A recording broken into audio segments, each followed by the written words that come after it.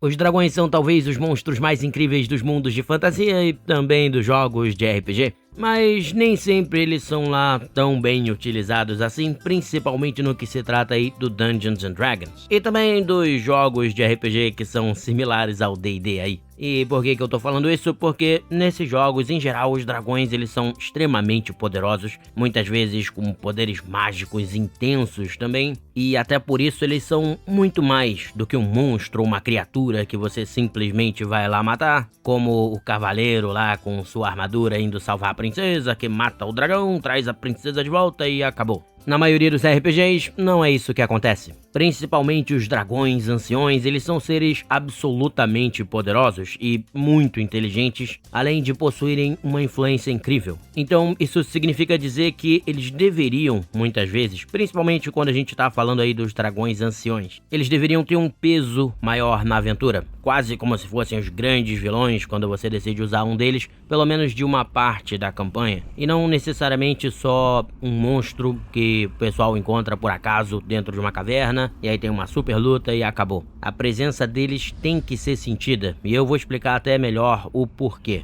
Usando aí algo que aconteceu contra um dragão de uma campanha minha, e olha que nem era um dragão ancião, hein? Era um dragão já mais velho ali, indo pra ancião, mas não era ancião. Para mostrar justamente essa parte da influência do dragão e como ele pode ser um inimigo muito mais perigoso do que a gente pensa. E na minha história, isso aconteceu com um dragão azul. A gente estava jogando em Forgotten Realms, que é aí o cenário mais famoso do Dungeons and Dragons. E esse dragão azul, que agora me fugiu o nome, mas que não é um super famoso aí, tá? Do D&D, pra quem acha que eu posso estar dando spoiler de alguma coisa aqui. Mas esse dragão azul tinha lá o seu lar no seu deserto, que é normal pros dragões azuis. Normalmente eles vivem ali nos desertos e tem sua baforada de raios, e eles usam esse raio para poder esculpir a areia em grandes palácios de cristal. E acabam construindo então os covis deles nesses palácios de cristal, mas tem uma coisa aí que é perigosa nesses covis, que justamente por eles serem meio que enterrados na areia, o dragão pode, quando ele se vê acuado perto de morrer, derrubar o covil dele e soterrar os seus inimigos. Eu já contei parte dessa história em um podcast acho que bem antigo. E isso foi mais ou menos o que aconteceu. O grupo de RPG aí dos meus jogadores, eles partiram rumo a esse deserto, porque um dragão dourado, né, que tinha se infiltrado ali numa cidade como um bardo, deu essa dica pra eles. Eles conseguiram negociar aí a informação de onde seria o covil e meio que conseguiram atacar o dragão mais ou menos de surpresa. E aí o grupo já era bem poderoso nesse período e o dragão ali se vendo acuado perto de morrer, fez isso que eu falei. Ele derrubou o covil dele, soterrou todo mundo, e aí os dragões azuis eles têm uma capacidade mágica praticamente de cavar com uma velocidade incrível. Então ele cavou pra fora dali e fugiu e desapareceu. E aí é claro, os jogadores conseguiram roubar uma parte do tesouro e sair em desespero daquele lugar enquanto desabava. Aí, se não me falha a memória, o druida invocou animais pra poder tirar eles dali, virou um tatu gigante também, um negócio assim, e conseguiram sair. Mas aí que tá, eles tiveram a oportunidade de matar esse dragão e acabaram não conseguindo. E é aí que a coisa começa a ficar realmente complicada e perigosa. E é aqui que a gente vai poder entender como a gente deveria usar os dragões, como eles são muito mais perigosos do que a gente pensa. Que a realidade é que eu falei que eles pegaram mais ou menos de surpresa o dragão, justamente porque quando eles estavam conversando com o dragão dourado,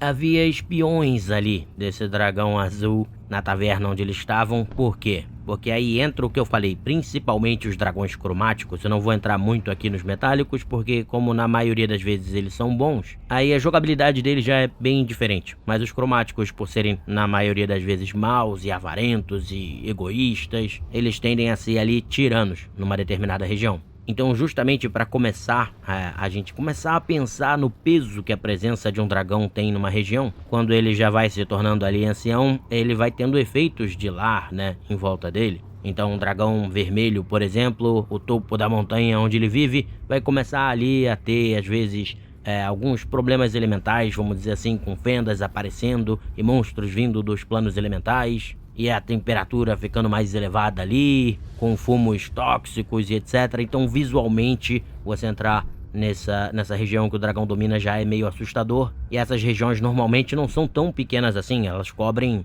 muitos quilômetros, um raio de muitos quilômetros. Então, são regiões grandes. O mesmo vale ali pro dragão azul, em que você vai ter tempestades de areia e o deserto vai ter ali redemoinhos que puxam o pessoal para dentro de buracos e etc. Então, visualmente mesmo, já pode ser bem assustador. Mas, por exemplo, nesse caso que eu falei desse dragão, eles não estavam tão perto assim do covil dele, e mesmo assim os braços, entre aspas, desse dragão chegavam na cidade onde eles estavam, porque era uma cidade ali próxima ao início do deserto, então fazia sentido que o dragão expandisse os seus domínios até ali. E aí essa é a outra característica desses dragões, principalmente o vermelho, o azul, que são muito inteligentes, mas o verde também, que vai manipular nobres e etc. Extremamente manipulador, é o mais inteligente de todos até. Então eles costumam ter muitos asseclas e servos e membros de culto que seguem eles. Então isso faz com que você possa sentir a presença desse dragão muito longe do covil dele. Então é importante a galera entender que eles vão sim usar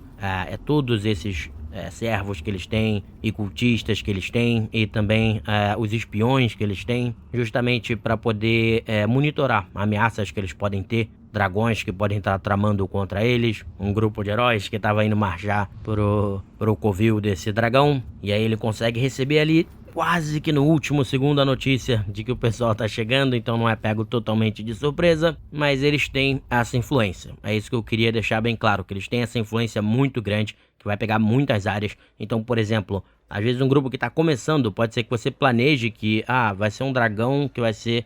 Um dragão ancião vai ser o chefão para eles, assim, no final da campanha. Mas pode ser que eles enfrentem os asseclas e os servos desse dragão ao longo da campanha inteira, enquanto eles vão subindo de nível. É uma coisa que poderia acontecer muito tranquilamente. Poderia acontecer também, por exemplo, no caso de um dragão verde, que é mais manipulador até e tal, de repente, depois de muito tempo deles lutando contra algum tirano, algum rei tirano, eles descobrirem que, na verdade, aquele rei ou aquele nobre estava sendo manipulado por um dragão verde. Ou até que era um dragão verde que, por algum motivo, embora não seja normal com os dragões cromáticos, tá? Mas um dragão verde que tenha conseguido se transformar em humano, que tenha adquirido essa habilidade. Porque os dragões metálicos, todos têm essa habilidade, né? Os cromáticos nem tanto, mas tem muitos dentro do cenário mesmo do D&D que tem essa habilidade. Então seria algo tranquilo. Então dá pra você ter essa presença mesmo que eles nem saibam do dragão durante a campanha inteira. Mas eu quero mostrar como ela se deu aqui com esses meus jogadores. Então eles não conseguiram ter aquela surpresa total exatamente porque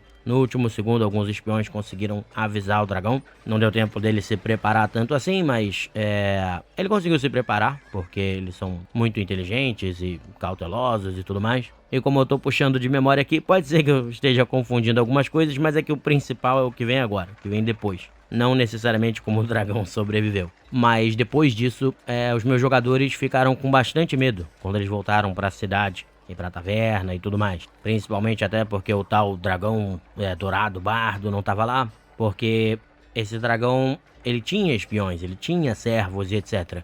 Então, assim, ele tendo fugido, significava que ele poderia se recompor e pela vaidade que os dragões têm, a arrogância que eles têm, ele certamente, provavelmente ele ia querer se vingar. E aí você entra numa situação bem delicada, porque eles não tinham como se locomover com tanta velocidade pra lá e pra cá. E na verdade, como tem aí cultista aí de dragão pra tudo que é lado no Forgotten Realms, eles meio que nunca, a partir dali, eles nunca se sentiram mais assim tão confortáveis. Porque eles sabiam o tempo todo que poderia ter algum espião, que poderia ter alguém, que eles confiaram dentro de uma taverna ser um traidor. Então, quer dizer, eles se sentiram acuados e observados basicamente o tempo inteiro depois do que ocorreu. E aí esse dragão até apareceu depois, mais pro final, aí sim, junto com um dragão bem famoso do D&D, mas eu não quero dar spoilers aqui. Mas ele apareceu com esse dragão exatamente porque ele vinha querendo se vingar dos jogadores. Então ele fez uma coisa que é muito rara, que é se aliar com outro dragão, e nesse caso um dragão ancião, quando esse dragão que o grupo não conseguiu matar era adulto. Então ali no final da campanha, mais perto do final da campanha, em vez de enfrentar só, entre aspas, um dragão ancião que eles iam enfrentar, eles acabaram enfrentando um dragão ancião junto com um dragão adulto quase ancião. Então a coisa ficou muito mais complicada para eles. E eles até tinham vindo bem preparados para esse combate, mas quando esse dragão apareceu de surpresa, isso foi bem complicado e eles quase morreram. Eles quase tiveram ali o famoso TPK, que é o Total Party Kill, né? Que é quando todo mundo morre. Então eles quase foram ali em conjunto pra cova, porque eles tinham deixado esse dragão escapar. E aí entram todas essas outras coisas que eu falo que às vezes as pessoas não exploram nos dragões, que eles são os cromáticos, né? Eles são arrogantes, eles são vingativos, eles têm esse orgulho, então ele nunca deixaria uma afronta dessa passar, especialmente porque eles tinham roubado tesouros também. E como ele tinha ali toda uma série de espiões e lacaios e etc, ele conseguiu saber muito mais informações sobre o grupo, mesmo sem o grupo perceber que isso estava acontecendo. E conseguiu também descobrir ali quais eram os planos do grupo, ao ponto de conseguir se aliar. E aí dessa vez ele surpreendeu o grupo bem ali no momento do vamos ver. E aí quase aconteceu uma catástrofe. Mas o mais legal é o grupo ter sentido isso. Sentido que a partir dali, a partir daquele momento, eles iam ter que lidar também com toda essa rede de espiões e servos que esse dragão tinha. E isso é algo muito importante. Que isso é uma coisa que vocês podem usar tanto para causar esse clima de desconfiança e de medo e ter um inimigo ali à altura dos jogadores. Que tá jogando um xadrez, vamos dizer assim, com os jogadores, né? Mas você também pode ter para outros sentidos, no sentido de que por existirem esses diversos dragões, às vezes, num cenário, é possível que você possa negociar com um e entender como é que funciona a sociedade de um desses, os servos de um desses, e entrar em contato e negociar, às vezes para tentar derrotar um outro dragão. Então, quer dizer, você também pode usar nesse sentido de alianças que podem ser forjadas, né? Tanto é que uma das aventuras do D&D que eu joguei prontas, eu não lembro exatamente qual, acontece isso também. Em que um dragão vai se oferecer como aliado e toda a galera que trabalha para ele como aliado para os jogadores, e os jogadores têm que decidir se vão aceitar ou não. Então essa é outra coisa que vocês podem explorar. Então, quando forem colocar um dragão ancião principalmente, às vezes vale a pena pensar um pouco nisso. Nem sempre, é claro, né? Tipo, esses jogadores mesmo, eles descobriram sobre esse dragão azul, e aí eles foram correndo atrás e foram pesquisando, e eles quase mataram ele de uma forma mais veloz. Mas ele também ainda não era, né, um dragão ancião. Então, é claro, nem sempre você precisa fazer isso. Mas eu acho que pensar nisso, ver os dragões assim como um estilo Thanos, né, o dragão ancião, como aquele vilãozão que pode estar por trás de tudo e uma hora a gente chega nele, ou que pode estar por trás de tudo e eles não saberem, até que uma hora eles descobrem que esse dragão está por trás de tudo. Isso pode ser algo muito legal. Usar eles como grandes jogadores de xadrez, vamos dizer assim, como seres interessantes, que têm motivações pessoais também, por isso eles podem às vezes oferecer alianças, ou jurar que vão se vingar dos jogadores, ou o que seja. Você tratar eles com mais profundidade, como vilões mais profundos, mesmo que eles não vão ser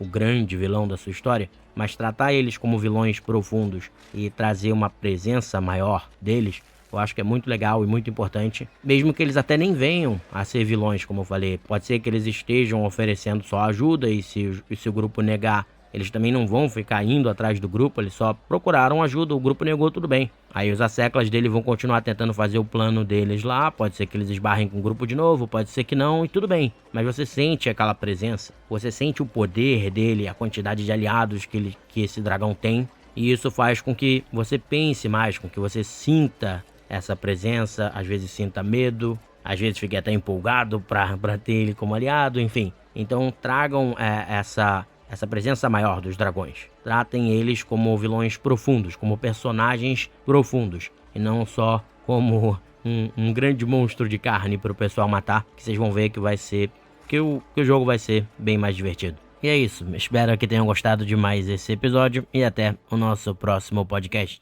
Grande abraço, pessoal!